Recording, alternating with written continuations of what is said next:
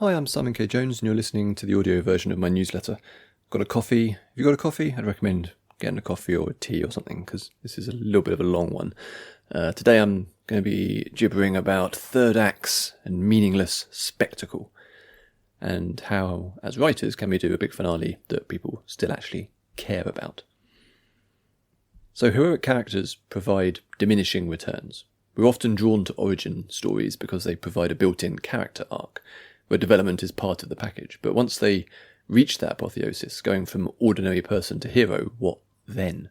This has been on my mind since reading Kay Hawksmoor's note a few days back, and, quote, thinking about why the save the world goal works so well in Lord of the Rings, but fails to mean anything in countless superhero movies.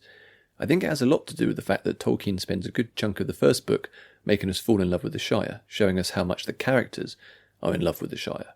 So when it comes under threat, it matters. End quote. As someone who's currently writing the closing stretches of a long-running serial, in which the story has escalated to the point of world-level threats, all of this is very much on my mind. It's a challenge anyone working in genre fiction is going to bump into at some point. How many times have critics reviewed a Marvel film, generally liked the first two acts, and then lamented its inevitable descent into crashy-punchy-bangy CG action for the finale? Why is it that some action-oriented stories keep us engaged to the end, while others feel like they're going through the motions? Why is this a problem especially prevalent in movies? And, most importantly, how can we as writers avoid our stories falling flat? My theory, which won't come as a major shock, is that it all comes down to character development. There's a reason that literary fiction doesn't tend to bump into third act problems in quite the same way. When was the last time you read a literary fiction novel where the spectacle or world-ending stakes left you disengaged in the story?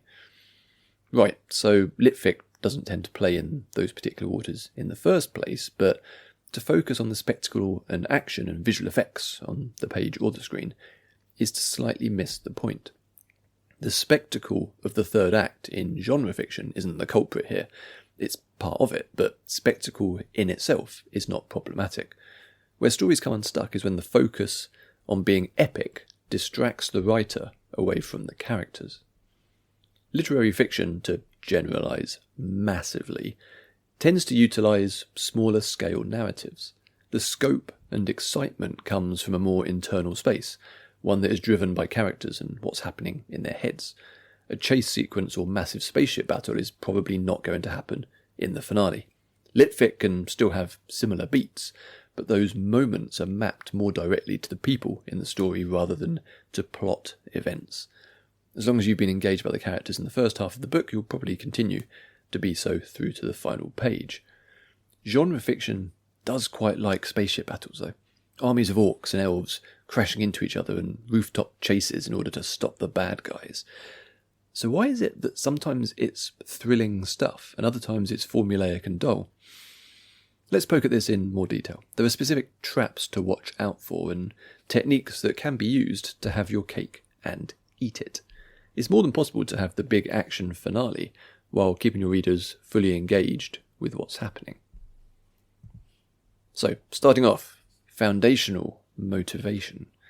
Kay mentioned this in her original note. Lord of the Rings takes its time to establish the status quo and demonstrate what everyone is fighting for.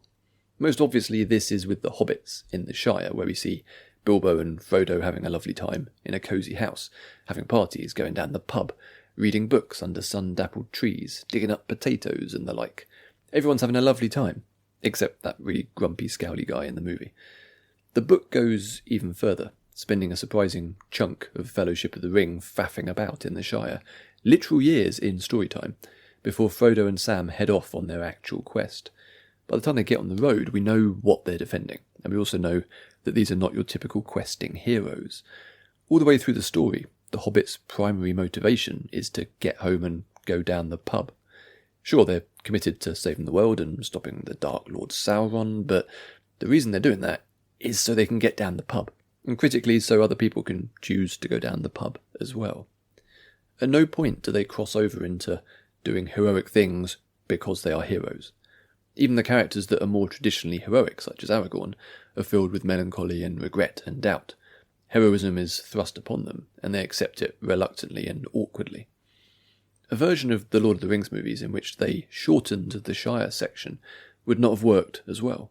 It's the anchor for the rest of the trilogy, even when they find themselves on the side of a volcano, surrounded by orcs and fire. This is why origin stories, especially in superhero fiction, tend to be easier to pull off. By definition, they start before the hero is a hero, and the world is at rest. We see the normal world, and the world they're going to end up saving in some way. It might already be broken, and they're going to fix it, or it might be Shire-like and need protecting. The character arc shows them becoming able to do that. Following up on an origin story is where it gets tricky, because the most important part of that character's life has already happened. Nothing in Peter Parker's life is as consequential as being bitten by that spider. Tangential rant time, okay? This is why the film Solo doesn't really work. It thinks it's the origin story of Han Solo, but that has already been told. That's what happens in Star Wars Episode 4, A New Hope, as we see him go from a callous, amoral smuggler to rebel hero. That is the pivotal moment in his life. The film Solo is actually an origin story for random material objects that he owns, and which are generally unimportant. Anyway. So next point, keeping your action heroes fallible. Origin stories are easier because they have character development built in. A lot of stories are not origin stories, and even those origin stories tend to wind up with sequels, so what then? A mistake a lot of genre fiction makes, especially across film and comics, is that characters become entirely inured to the situations they're in. It becomes rote and commonplace to them, whether it makes sense for the characters or not.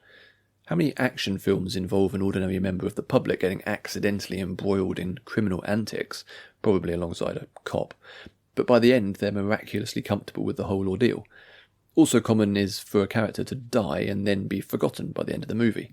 A plot death to serve as motivation, but without any kind of relatable response from the survivors.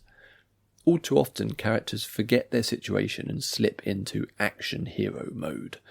This makes for very boring characters.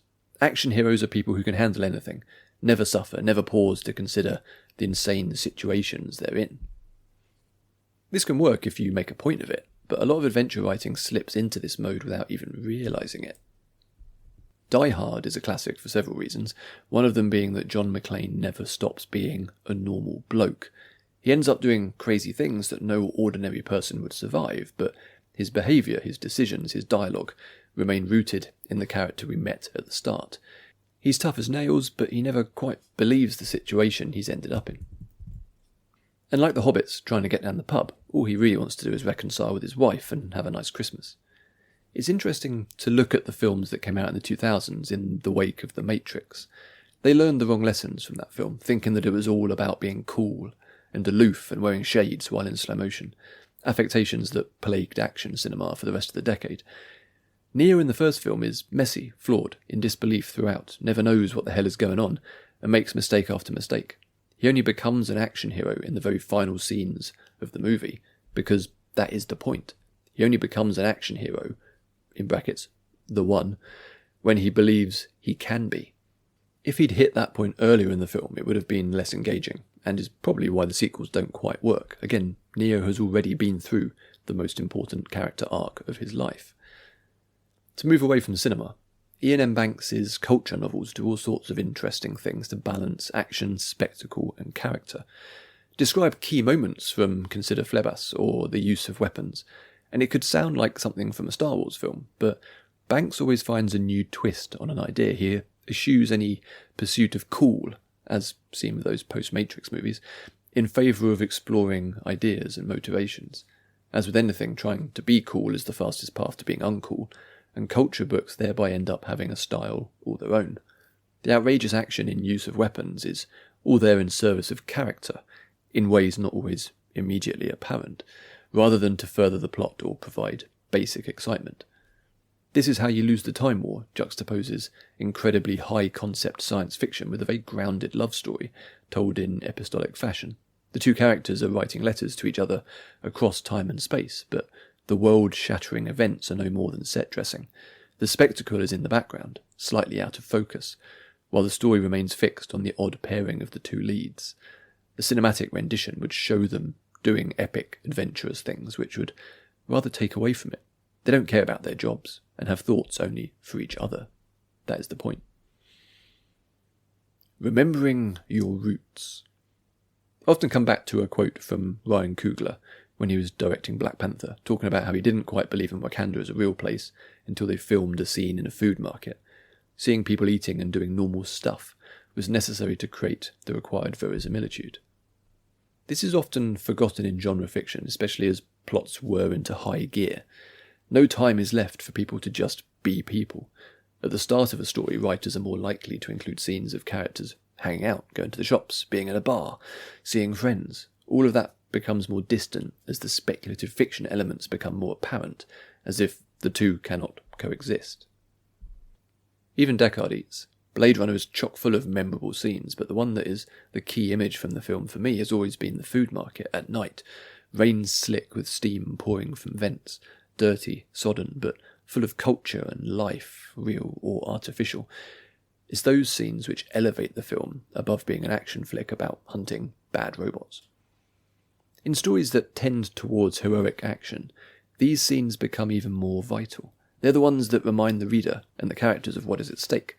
It's important to see the real world, because otherwise we end up stuck in an entirely fabricated space that is divorced from any kind of reality. I suspect the Spider-Man films have continued to be successful, in part because Parker has normal friends who continued to be supporting characters throughout.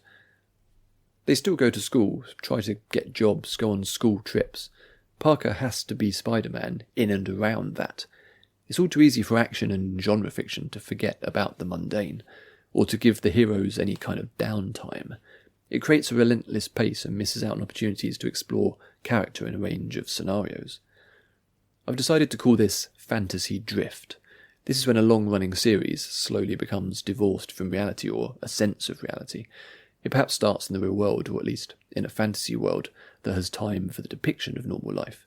Over time, the heightened drama pulls the main characters further into the plot and into deep lore, and it becomes entirely about their new lives in Adventureland. The anchors are cast away, the story becomes unmoored, and readers and viewers lose any reason to care about anything. We don't care about a bad guy trying to destroy the world unless we know the world. A sprinkle of the mundane can go a long way to rooting the fantastical. Let's talk about the fantasy soap opera. A curious quirk of popular fantasy fiction is when it goes so all in on spectacle and scale that it becomes almost entirely divorced from reality, and then leans into it as a virtue. This is a kind of scale issue, and it can be seen with both Marvel and DC comics, whereby the roster of characters is so immense, the lore and backstories so detailed, that the writers rarely have any cause to dip into the real world. All the drama can come from the interplay of the main and supporting cast, all of whom are superpowered beings. They live in Avengers Tower, or inside a dead celestial to take some more recent comics, physically removed from the real world. Their interactions are with other super beings, cosmic and interplanetary. They pull in sci-fi, mysticism, magic, fantasy, adventure, spy, every genre you can imagine. The characters occupy a weird, elitist position above the rest of society. Often the extended universes depicted in these mega franchises are entire alternate realities with only a veneer of the real. Sometimes that can work if a reader is fully into the complex relationships of the X-Men. It can be overwhelming and confusing for anyone dipping a toe for the first time. Good luck to anyone who tried to pick up a comic a decade or two back when the MCU movies started becoming mega successes. It's superhero fiction as the soap opera, a revolving, expansive cast, often within specific settings. Coronation Street and EastEnders rarely venture away from their primary locations to explore the rest of the world, existing within their own bubble. That's where superhero comics often exist. By embracing a complex web of relationships among a huge core cast, they bypass the need to establish the stakes, or have clear foundational motivations, or fallible heroes, or links to normality. All of that comes from within. Kieran Gillen's AXE Marvel crossover event from a few years back was fascinating. A sprawling epic told across all of Marvel's comics, perfectly positioned to fall into all the usual traps of a crossover event, being impenetrable to new readers, lore-heavy and navel-gazing, and corporate-motivated in its story beats. Instead, Kieran delivered something unexpectedly moving and memorable and weird. The big event was the arrival of a celestial being which is to pass judgment on every single person on Earth. The comic is a case study in how to create an engaging story even when dealing with deep lore characters. The judgment concept provides an excuse to dive into each character's motivations and history in often unexpected ways, and the comic makes a point of judging normal people as well as superheroes. The key moment for me is the realization that a gargantuan Cthulhu-like abomination stomping towards a US city and destroying everything in its path is simultaneously exchanging internet DMs with a woman. She has no idea that she's communicating with an elder being bent on destroying the world. It's weird, poignant, and draws a direct connecting line between the mad spectacle and the mundane. Gillen's work in that run contains all the answers for how to craft epic scope with an intimate feel. Okay, I need a sip of this coffee. So, how do we make an impactful finale? Let's recap, focusing on the specific practical techniques we can all use to keep readers caring as we barrel into third act excitement. 1. It's all about character. I mean, isn't it always? Your plot might be about an evil wizard trying to destroy the universe, but nobody really cares about any of that. No matter how big the action gets, the focus ought to stay locked on the characters and how they are responding to those events. 2. Establish the stakes early and keep referring back to them. Why do the heroes care? What are they fighting for? Don't assume the audience remembers, and beware of the characters forgetting. There's nothing more boring than a hero fighting simply because they're a hero. 3. Keep your characters grounded and fallible, even if they've been drawn into crazy world-ending spectacle. Don't allow them to brush it off as if it's nothing. Pain, fear, doubt. That keeps characters interesting, and makes acts of bravery more impressive. 4. Embrace the mundane. Ordinary scenes, actions, thoughts are anchors for the audience, ways to empathise and understand what's going on, even if the surrounding events are increasingly dramatic and fantastical. So these aren't rules. They're intended as useful tips, and there will be exceptions to all of them. If you're writing big speculative fiction, though, these guidelines should hopefully help you craft a satisfying ending.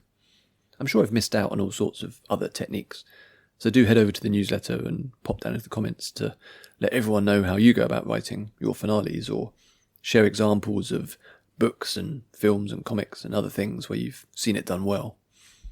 Okay, thank you for listening, and thank you for subscribing. If you're a subscriber, you can find a lot more over at simonkjones.substack.com, where you can also find me publishing my fiction, where I put all this stuff into practice. Okay, have a good week, and I'll catch you on the next one.